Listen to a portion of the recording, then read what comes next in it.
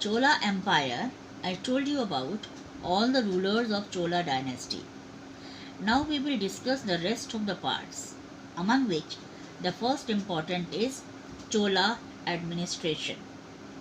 Now three types of administration or divisions were there: central administration or government, provincial government, and the local government.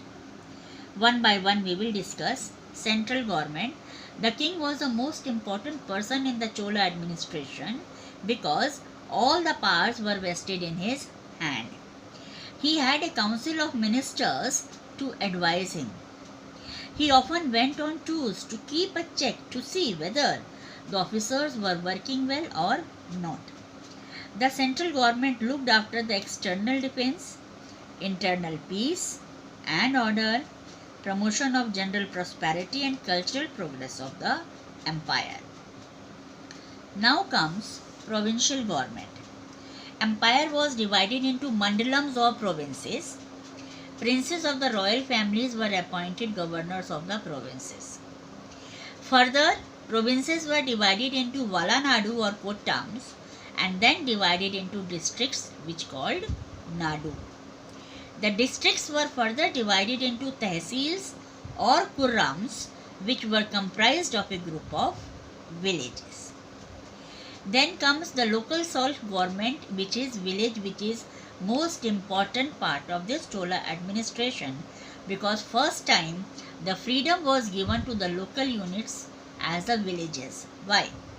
Because four types of assemblies were there. Nattar decided all case in districts. Nagatar looked after the trade and commerce. Ur solved the problems at the village level. Sabha solved the problems of the Brahmins. Because of these four parts of assembly, this local self-government became very popular in the Chola dynasty. Now social life. According to the Varna Ashrama, based on the Vedic age, here also it was divided in four major divisions: Brahmins, Kshatriya, Vaishya, Shudra. Poor and unprivileged people lived in slums. Bonded laborers also were there at that time. Professionals means sub-side businesses also were there, just as carpenter, weaver, blacksmith, masons, goldsmith. Slavery also existed and the greater social freedom prevailed among the upper class. Temples, which was a main important source of income as well as a good feature, that is also there because temples, they played a major role in Chola dynasty because they were the main center of social activities. Why? Because they were used for many purposes, just as participated in inland and overseas trade.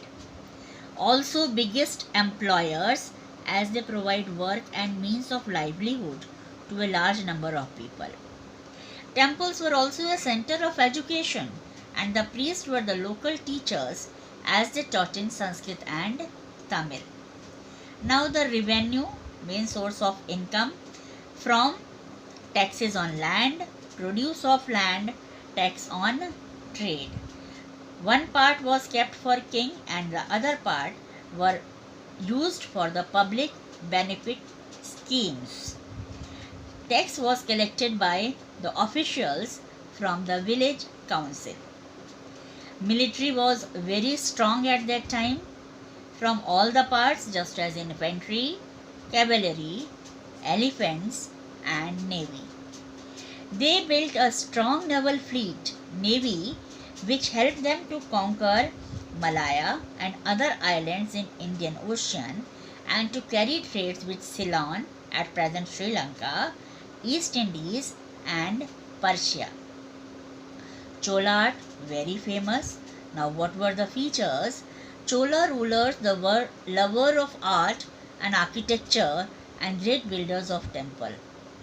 Construction of a pyramid-like structure. I told you earlier also, Vimana, over the Garbhagriha or the deity room where the main idol of the Lord is. It consisted of many stories, each of which was smaller than the one below. Then there were Pillars Hall, which artistically designed pillars with a flat roof.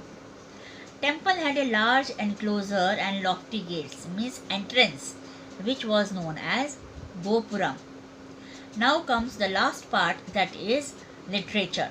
So many types of writings were made and bhakti poets also were there. Now the Shaiva sect and Vaishnav sect. Shaiva means worshipper of Shiva, they were known as Nayanars. Worshipper of Vishnu were known as Alvars. They composed in Tamil and preached the path of salvation. These works were collected in 8 volumes, which were known as Tirumurais, because they were very sacred. So the Chola rulers and the South Indian people, they also call it fifth Veda.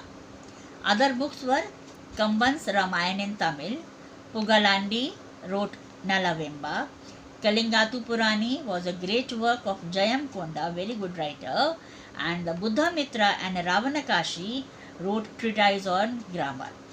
So my dear children, here the Chola dynasty is completed. So please go through it. Thank you.